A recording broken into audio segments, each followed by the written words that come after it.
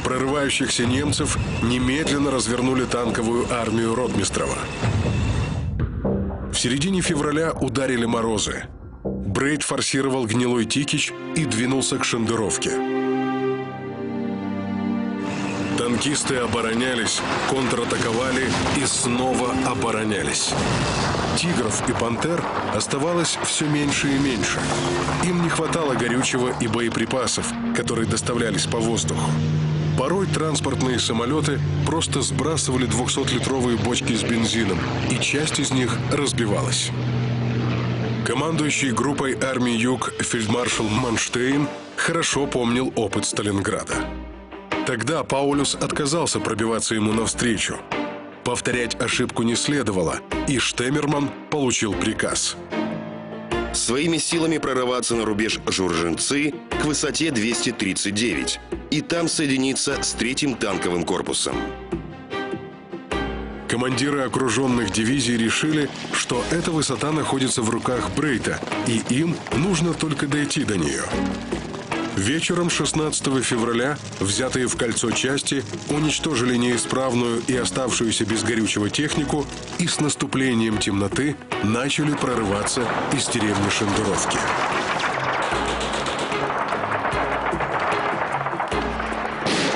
Бельгийский нацист Леон де Грель, в то время командир, находившийся в окружении бригады СС «Валлония», вспоминал: С 22 часов советские батареи накрыли своим огнем центр деревни.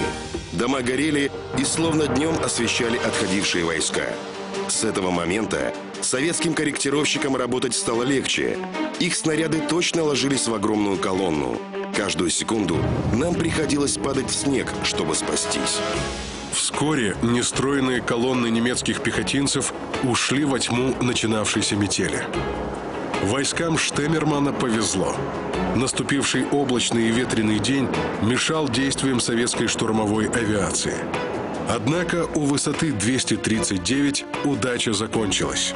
Высота оказалась в руках советских частей, превративших ее в неприступный опорный пункт.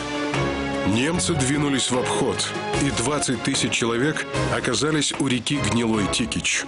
На противоположном берегу уже находились основные силы вермахта. Предстояло лишь переправиться через реку.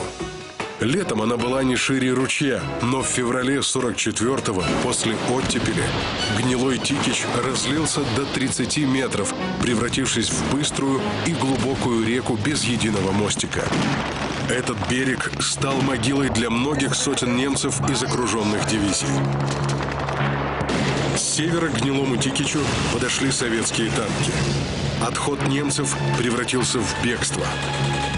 Они бросались в ледяную воду, пытаясь вплавь добраться до противоположного берега. Многие тонули. Из котла удалось вырваться примерно половине солдат и офицеров. Командир окруженной группировки генерал Штеммерман был убит. Советские войска взяли в плен около 18 тысяч человек.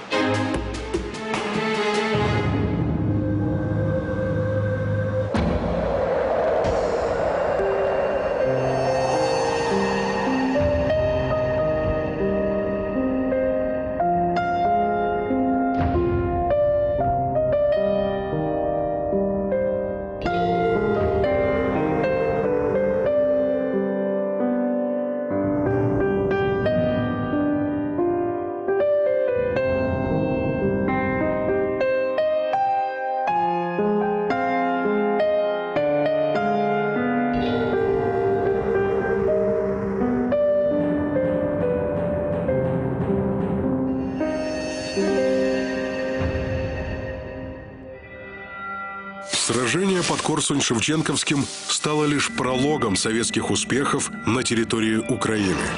Немецкие танковые дивизии не выдержали и бросили большое количество техники у Лысянки.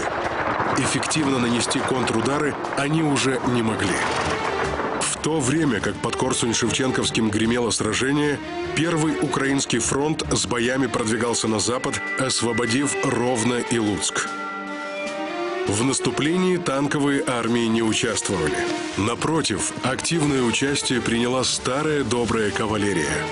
В результате продвижения Первого Украинского фронта образовался выступ, так называемый балкон, нависающий над позициями главных сил немецкой группы армий «Юг». Две советские танковые армии, выдвинутые к балкону, должны были, нанося удар на юг, выйти в тыл первой немецкой танковой армии Хубе. Наступление началось спустя 2 недели после окончания битвы под Корсунь-Шевченковским. Войска Хубе оказались в Щекцах. И к 25 марта кольцо замкнулось в районе Каменец-Подольска.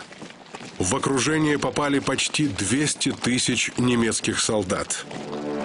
Гитлер приказал отправить под Каменец-Подольский эсэсовский танковый корпус из Франции. Удар свежих сил из 300 танков позволил немецкой группировке, бросая тяжелую технику, вырваться из котла и избежать полного разгрома. Так, зимой 1944 года немецкие танковые войска, имевшие техническое превосходство, побеждались умелым маневром и отличным управлением. Убедительные успехи зимнего и весеннего наступлений Красной армии на территории Украины вынудили немецкое командование предполагать, что главный удар летней кампании 1944 года советское командование нанесет здесь же. Было предпринято усиление группы армий «Северная Украина» танками и авиацией.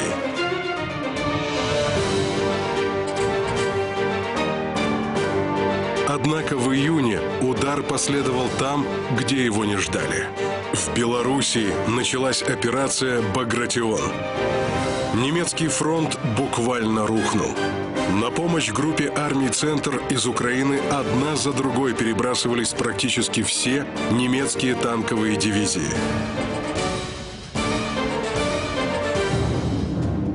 Две оставшиеся немецкие танковые дивизии были выведены в тыл и подчинены корпусу Брейта. Генералу предстояло отвечать на действия Красной армии, парируя ее прорывы контрударами из глубины. 14 июля 1944 года Первый Украинский фронт перешел в наступление на Львов. Корпус Брейта, стоявший в резерве, выступил для контратаки движущихся колонн русских танков. Однако в воздухе уже господствовала советская авиация.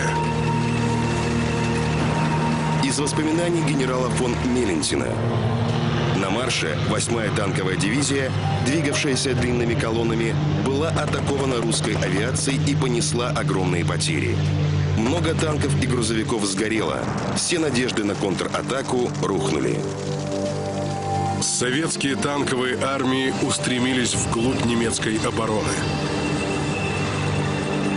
Наступление Первого Украинского фронта привело к окружению под Бродами немецкого 8-го армейского корпуса, оказавшегося прижатым к болотам. В составе окруженного корпуса действовала и гренадерская дивизия СС «Галиция». Справка. 14-я дивизия СС по-немецки называлась «Галиция», по-украински «Галичина». Ее сформировали из добровольцев, выходцев из Львовской, Тернопольской и Ивано-Франковской областей Галиции.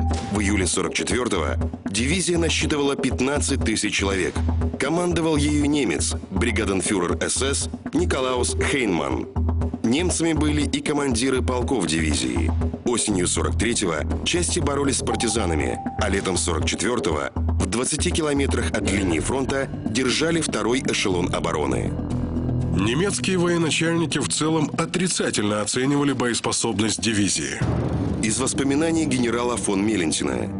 Галицинская дивизия СС, оборонявшаяся в лесу, не смогла оказать сильное сопротивление, и русские глубоко вклинились в позиции нашего корпуса на левом фланге. Все попытки вырваться из котла окруженных под Бродами немецких частей и дивизии «Галиция» провалились. И к 22 июля они сдались в плен. Переформированные оставшиеся части дивизии «Галиция» были направлены на подавление словацкого восстания. Позже дивизию задействовали в борьбе с югославскими партизанами, а в мае 45-го части «Галиция» сдались американским и британским войскам. Под влиянием Ватикана, рассматривавшего солдат дивизии «Галиция» как хороших католиков и преданных антикоммунистов,